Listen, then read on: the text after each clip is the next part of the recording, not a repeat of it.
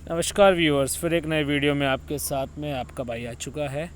आज का टॉपिक है PPF, public provident fund account. जैसा कि आप लोग सभी लोग जानते हैं कि पीपीएफ का जो अकाउंट है पहले किनके लिए था, जो व्यक्ति गवर्नमेंट सेक्टर के अंदर, जो व्यक्ति गवर्नमेंट या पब्लिक सेक्टर के अंदर में वर्क कर रहे हैं। लेकिन इस नियम को बदल दिया गया, जिसके बाद में ये अकाउंट अब क्या है, कोई भी व्यक्ति खुलवा सकता है।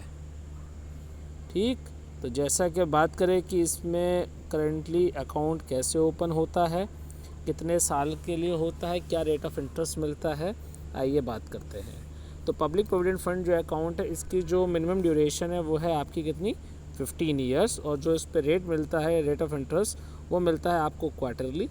और अभी करंट इंटरेस्ट रेट जो चल रहा है वो चल रहा है आपका 7.1%। ठीक है। और जो ये इंटरेस्ट मिलता है वो कंपाउंडेड होता है, यानी कि 15 साल के लिए जो भी आप डिपॉजिट करोगे तो कंपाउंडेड इंटरेस्ट आपको इसमें मिलेगा। साथ ही साथ 80C का आपको इनकम टैक्स में आपको बेनिफिट भी मिलता है। तो देखिए, अब इसमें अकाउंट खोलने के लिए कितना अमाउंट आपको रिक्वायर्ड है। तो आप मिनिमम रेट 500 रुपये से क्या कर सकते हैं, अपने अकाउंट को ओपन कर सकते हो। और मैक्सिमम एक फाइनेंशियल ईयर के अंदर में 1.5 लाख रुपए तक आप इसमें जमा कर सकते हैं।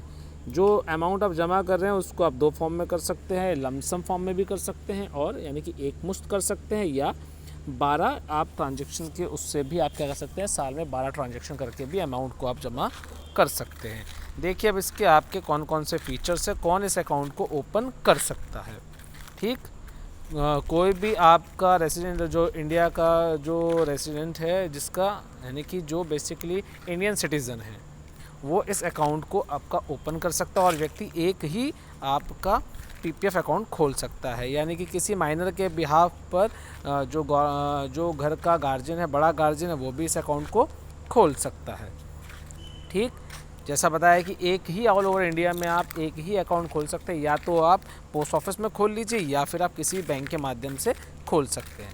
ठीक, अब देखेंगे डिपॉजिट, यानी कि आप इसमें कितना डिपॉजिट कर सकते हैं। तो डिपॉजिट की बात करें तो मिनिमम आप क्या कर सकते हैं, एक फाइनेंशियल ईयर के अंदर में 500 रुपये आप डिपॉजिट कर सकते हैं, और मैक्सिमम 1.5 लाख रुपए तक आप इसके अंदर में डिपॉजिट कर सकते हैं। ठीक, अब डिपॉजिट करने के बाद में क्या है, जो आपको इंटरेस्ट मिलेगा वो कितना मिलेगा, जो आपका उस समय करंट इंटरेस्ट रेट चल रहा है वो इंटरेस्ट आपको मिलेगा। उस अगर आप लमसम करते हैं तो आपको साल के अंदर में जो इंटरेस्ट है वो लमसम में जो है आपका क्वार्टरली जो रेट ऑफ इंटरेस्ट है उसके अनुसार आपको मिलेगा। ठीक है। पैसा जमा करने के लिए आप क्या कर सकते हैं, चेक के माध्यम से भी आप पैसे को जमा करा सकते हैं, और 80C का इसमें आपको टैक्स बेनिफिट मिलेगा, जैसा कि मैंने आपको पहले बताया था।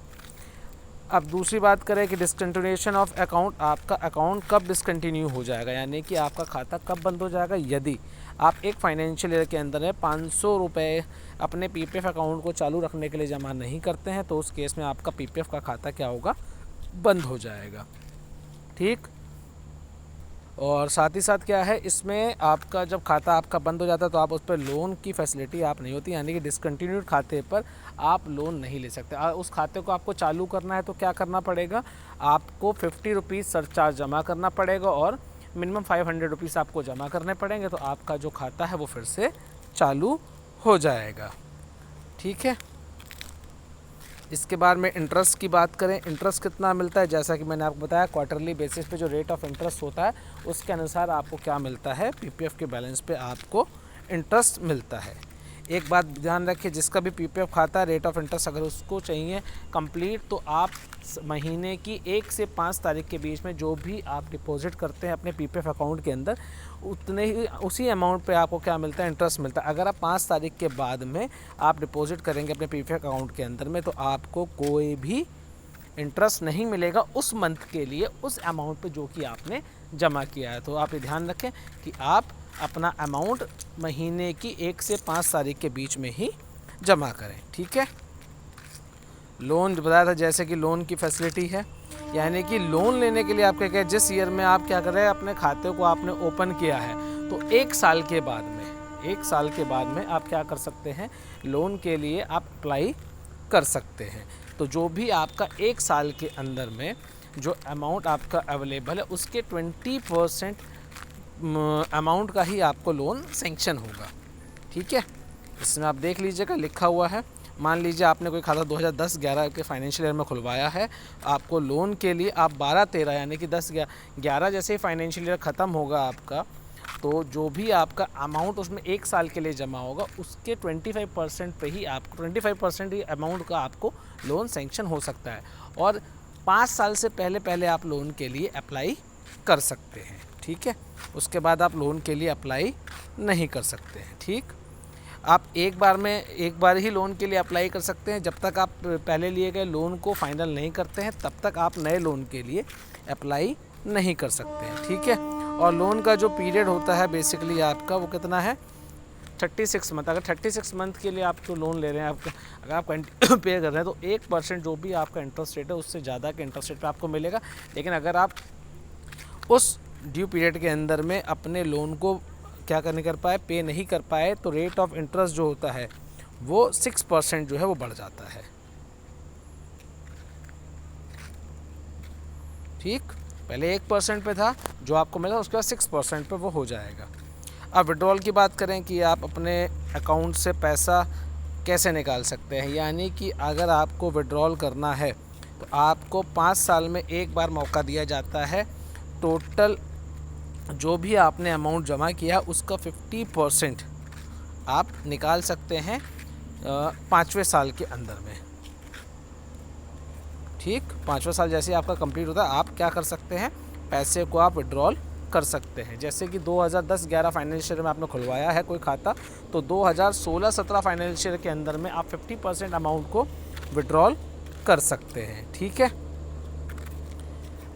मैच्योरिटी टाइम क्या है आपके अकाउंट का, जो मैच्योरिटी टाइम है पीपीएफ अकाउंट का वो कितना है, 15 साल, यानी कि 15 साल का आपका खाता है। 15 साल के बाद में आपका खाता मैच्योर हो जाता है। ठीक है, प्री मैच्योर की मैंने आपको बता दी, पासबुक आपको इसके अंदर मिलती है जिसमें आप एंट्री कर सकते हैं। अगर आपने ऑनलाइन खुलवाया है तो आप ऑनलाइन के अंदर भी देख सकते हैं, वहाँ पे आपका अकाउंट बैलेंस आपको दिखता रहेगा, ईयरली आप चेक कर सकते हैं। ठीक है, और अब जब आपका खाता एक बार पूरा हो जाता है, 15 ईयर्स आपके अगर कंप्लीट हो गए, तो आप 5-5 साल करके अपने इस खाते को एक्सटेंड भी कर सकते हैं। ठीक, और चाहे तो आप इसको डिसकंटिन्यू भी कर सकते हैं।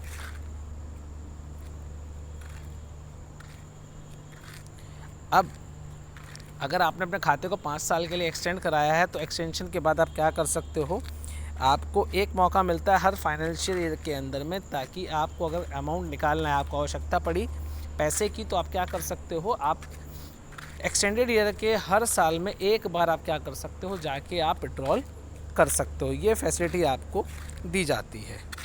ठीक है,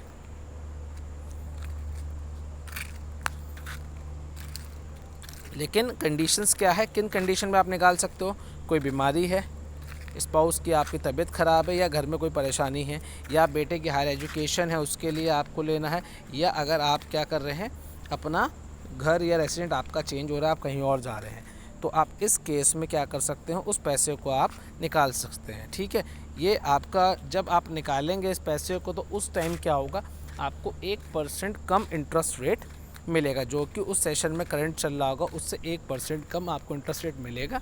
अगर आपने एक्सटेंशन करा रखा है तो 15 साल आपके पूरे हो गए थे, तो एक्सटेंशन ईयर जो है उसमें जो आपको इंटरेस्ट मिल रहा था उसका 1% कम आपको मिलेगा। साथ ही साथ जो भी पैसा आपको मिलेगा वो क्या होगा, टैक्स फ्री होगा, उसमें आपको कोई भी टैक्स नहीं देना होगा। ठीक है, अगर डेथ हो गई, अकाउंट होल्डर की डेथ हो गई, तो उस केस के अंदर में क्या होगा, डेथ होने के केस में जो नॉमिनी है वो इस खाते को चालू कर सकता है, या फिर उसको फाइनेंशियल क्लोज होने के बाद में आपको क्या होगा, वो पेमेंट जो है वो नॉमिनी को कर दी जाती है। ठीक है,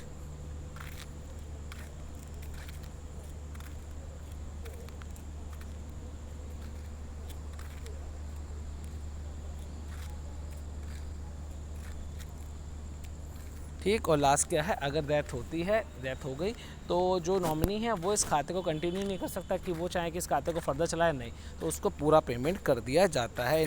अब आप को अगर पीपीएफ रिलेटेड कोई भी इन्फॉर्मेशन आपको चाहिए तो आप इसके अंदर में कमेंट कर सकते हैं।